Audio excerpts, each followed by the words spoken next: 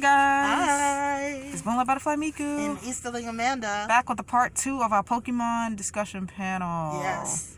So last week we talked about all kinds of various topics and various things that happen in Pokemon, like Team Rocket and their shitty disguises, how Ash never recognizes them, Ash giving away his best Pokemon, and all kinds of things. But we decided to put it into a part 2 because it's way too many things in Pokemon that need to be discussed and addressed. So, let's begin.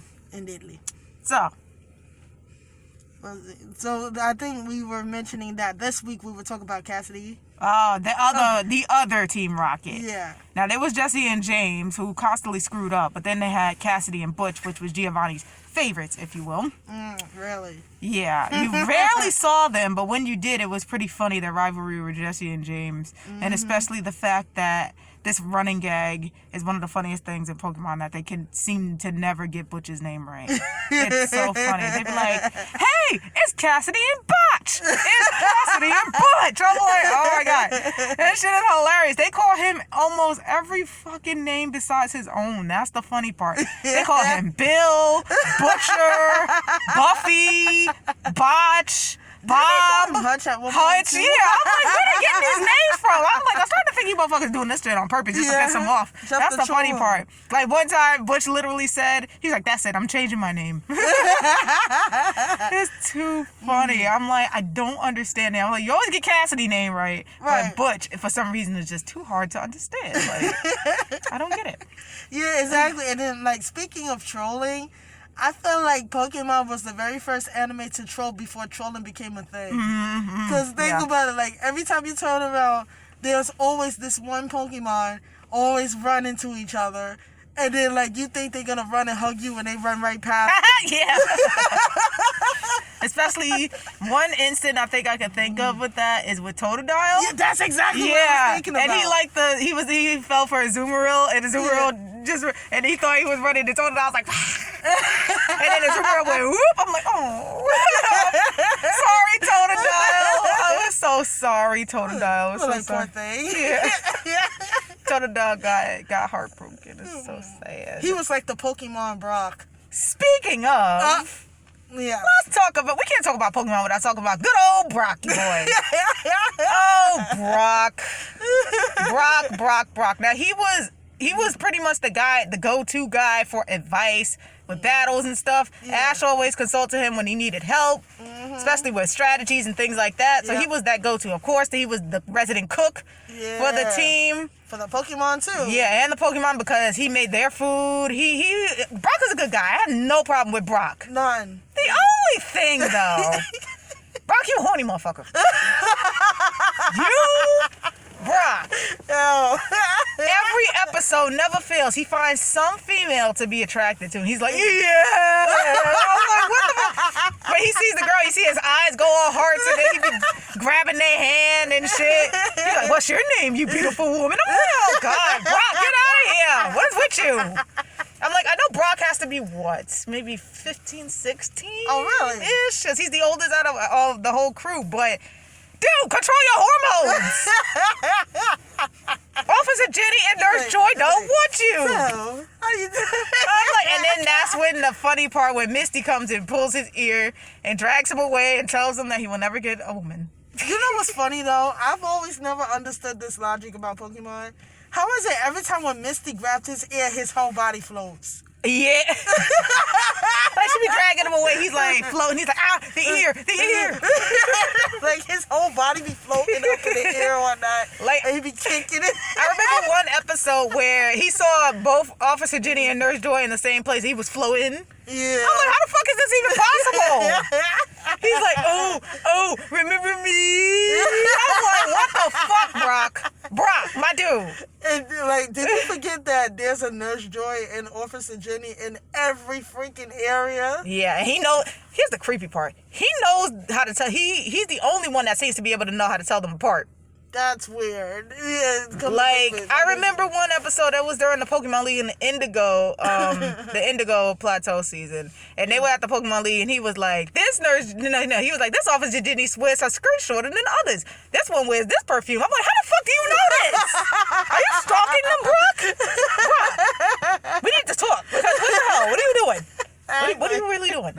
And he gets turned down every time. There were only a few girls that actually liked him, and that was only a limited few. Yeah. But other than that, he's always getting turned down. Yeah. Poor Brock. We love you, but poor Brock. Poor Brock. Let's see. What else can we talk about?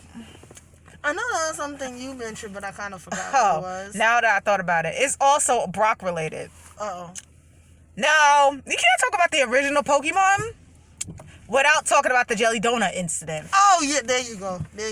Yep. Now, it was in the Primate Goes, I think, was it Primate Goes Bananas? I think that was that episode. I think it was that one. Either that, yeah, I think it was Primate Goes Bananas. Yeah. Where, if I'm wrong, correct me. But they were sitting down having a lunch break, and then Misty, cause I think he was down about something, Misty said, have a donut, it always cheers me up. Then they proceed to pull out this white ball. And then he's like, these jelly-filled donuts are my favorite. Nothing beats a jelly-filled donut. Now, that didn't really resonate with me as a child because I didn't know exactly what they were. But as watching anime and everything, I started getting more in tune with the Japanese culture, and I found out what exactly it was. That's not a donut. No, it's an not. onigiri or a rice ball. Exactly. That is not a fucking donut. I ain't never seen a donut look like a triangle before. Are you kidding me? Anime logic. Yeah. I'm like, what the fuck is this? Jelly-filled donut. The only reason they did that is because they felt that the American kids wouldn't know what a rice ball is, I guess. So they decided to change it to an American food. This part I never thought about until just now, right? What I'm about to say. Have you noticed, why do Ash's face turn completely black when he cries?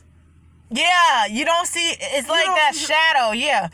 Whenever Ash is in an emotional moment, you'll see his hat over his eyes, and you won't see his eyes, you'll just see his cheeks, and he'll see, that's that anime thing. I don't know, it's also an anime trope, where they cry and you don't see them, they just hide either the hair covers their eyes or whatever, and they're crying, but you can tell it's an emotional moment, but that is, I really noticed that, like, you don't try to be cool while crying. You know what I'm saying? Like, you got your hat in front of your eyes and stuff like that. I'm like, I understand. I guess it's trying to, if you think about it, I think it's also feeding into that stereotype where it says, like, you know, about boys crying and stuff like that. So he not trying to show his face when he cries. Yeah. But, like, when he cries hard. When Ash cries, he cries, like, really hard. Yes, he does. And there's nothing wrong with that. It's raining outside. Let's see. And then you also said something about Misty. Oh, Misty. I love her. She's the OG Pokey girl. I love her to death. But sometimes she could be a little too rough. Like, I don't understand where she be getting logs and fans and all this other shit from. Yeah. That's what we said. Yeah. When she pulling out objects every day. When she gets upset, she seems to hit the guys with random blunt objects. Like, where did you get a fucking log from? Are you dragging that shit in your knapsack the whole time? Like, where did it come from? Right. I'm like, I never understood that. And also, when they get upset, their heads get mad big. Overly exaggerated big. And I'm just like, what the fuck? Like, their eyes is like super white and they look like super big. Oh my gosh. Like, Shit is hilarious, y'all. It's just hilarious. Like, that stuff is really, really hilarious. It really is. And then it's like, how is it, right? I know I mentioned this last week, but I just can't stress this enough. Like, you spend how many seasons are there of Pokemon? A lot. I can't even. It's That's just so case, many. Right? Yeah. Why? Like, we said this last week, but I'm gonna say it again. Why is it every time when you're successful you stall?